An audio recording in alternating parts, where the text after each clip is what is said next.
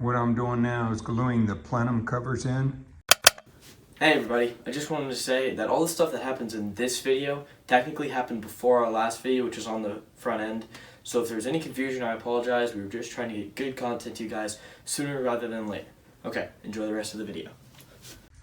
As I mentioned in a previous video, I waited till I got the whole front end mocked up so I could see what position.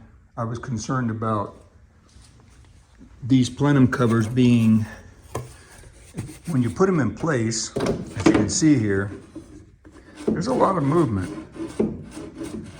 And you can move it up and down. So what I did was fit the whole front end, went in and then marked these where they should be.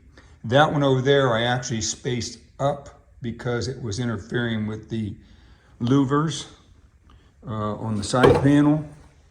Those louvers weren't fitting in these grooves correctly. When I spaced it up, it fit perfectly.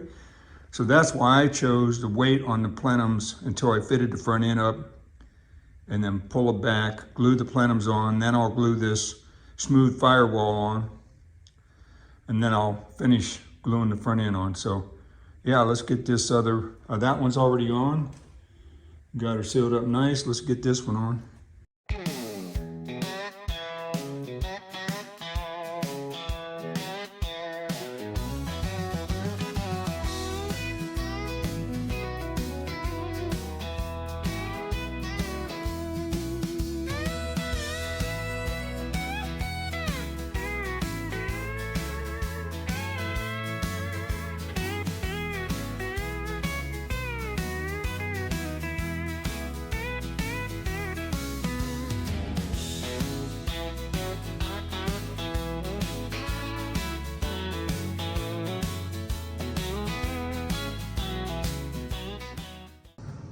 Well, the plenums are set up here.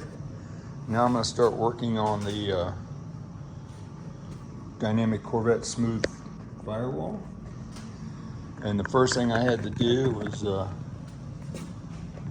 cut off the 3 studs for the heater box there. Because when you use a smooth firewall and you're using a vintage air system, you don't need that system sticking out. It all goes under the dash.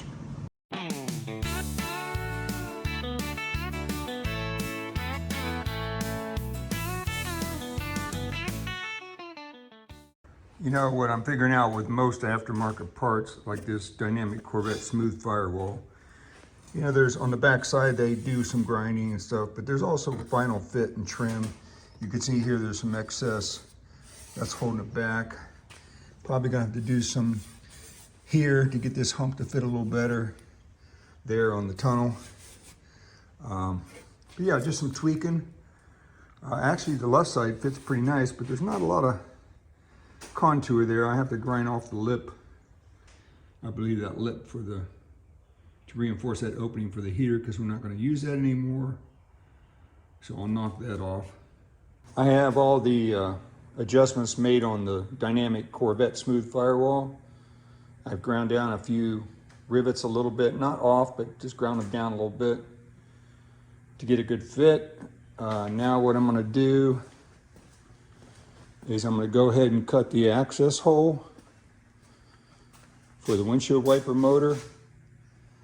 I believe they use an aftermarket one to fit this. I think it's Detroit Speed. They're not cheap, but they fit within that. Yeah, they fit within that hole, so we're going to probably use a Detroit Speed. Probably more efficient than a stock one anyway, and probably more options.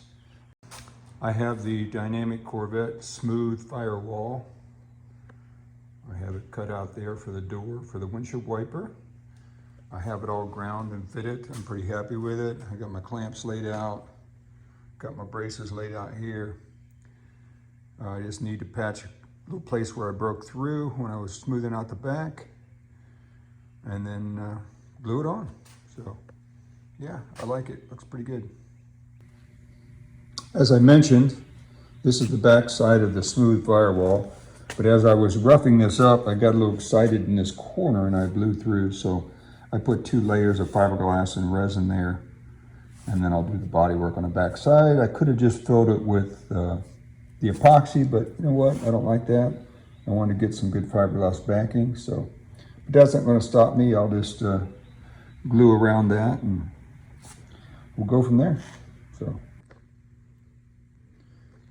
I have this all glued up. That's a whole tube of glue just on that. It's kind of weird to glue this up because it hits and doesn't hit in a lot of places, so I globbed it on kind of in piles. So also glued the firewall up. I made some marks, and so I know where to put the glue there. Didn't put quite as much there, but it should match up pretty good. So yeah, let's try to get this firewall on.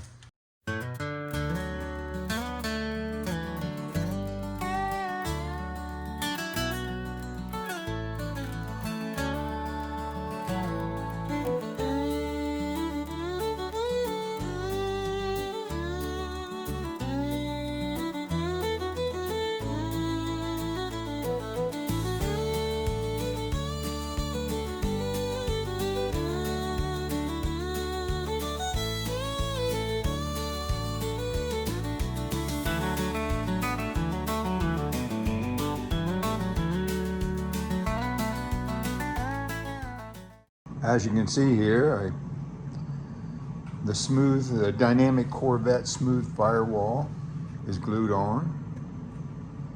Had, you know, just like any other aftermarket part, you have some grinding and fitting to do. Took me probably about 2 hours to grind and fit the way I wanted. Probably another 30 minutes to bond it on with the bonding adhesive. But I like the look of it. I do have the door opened up there for the Detroit Speed windshield wiper motor. I'll show you the cover on there. So here's the cover for the windshield wiper access hole. See, that covers that up real nice. The Detroit Speed windshield wiper motor fits right in there. Your female latches for the hood fit right in those two spots right there and right here. Thanks for watching the video, guys. The video on screen is one YouTube thinks you're going to like, so check it out. Give it a watch, and we'll catch you on the next Glazes Geezer Garage.